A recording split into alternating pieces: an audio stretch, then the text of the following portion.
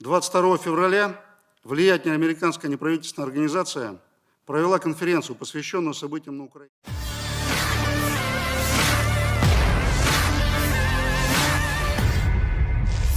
Pusat Koordinasi Euro-Atlantik atau struktur dalam NATO telah merencanakan untuk memasok Ukraina dengan sejumlah besar peralatan pelindung dengan penangkal sarin dan soman menjadi prioritas, kata Igor Kirillov, Kepala Pasukan Perlindungan Radiasi, Kimia dan Biologi dari Angkatan Bersenjata Rusia.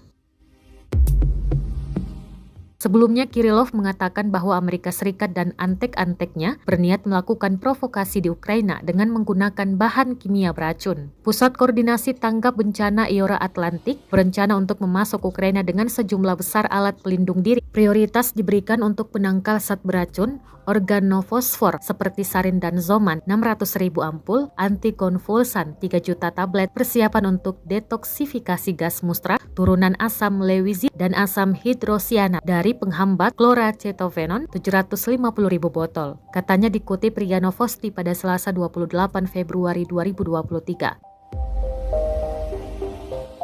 Selain itu, daftar properti yang disediakan mencakup lebih dari 55.000 set alat pelindung diri, 55.000 masker gas, 13.000 paket anti kimia individu. Перечень поставляемого имущества включает более 55 тысяч комплектов средств национальной защиты, 55 тысяч противогазов, 13 тысяч индивидуальных противохимических пакетов. Приоритетное внимание уделяется антидотам от фосфорорганических отравляющих веществ типа зарин и заман, 600 тысяч ампул. Противосудорожные препараты, 3 миллиона таблеток. Препаратам для детоксикации иприта, люизита, производной синильной кислоты, ингибиторов хлороцетофенона 750 тысяч флаконов.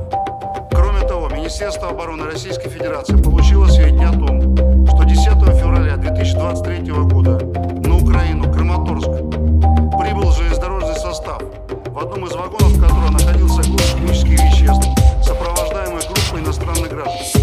Вагон был отцеплен, отбуксирован на территории Краматорского металлургического завода имени Куйбышева, где под контролем сотрудников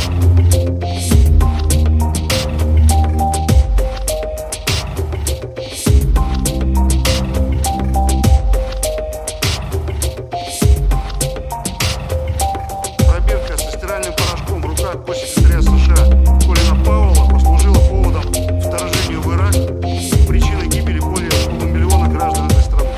В 2017 году растиражированы информационными агентствами фотографии белых касок, на которых люди в обычных марлевых повязок отбирают пробы в месте предполагаемого применения зарина, привело к нанесению ракетного удара США по авиабазе Шарат в Сирии. В 2018 году постановочные съемки с якобы отравленной хлором пятни в сирийском городе Дума были причиной уничтожения научно-исследовательского центра Барзи в Шанхае.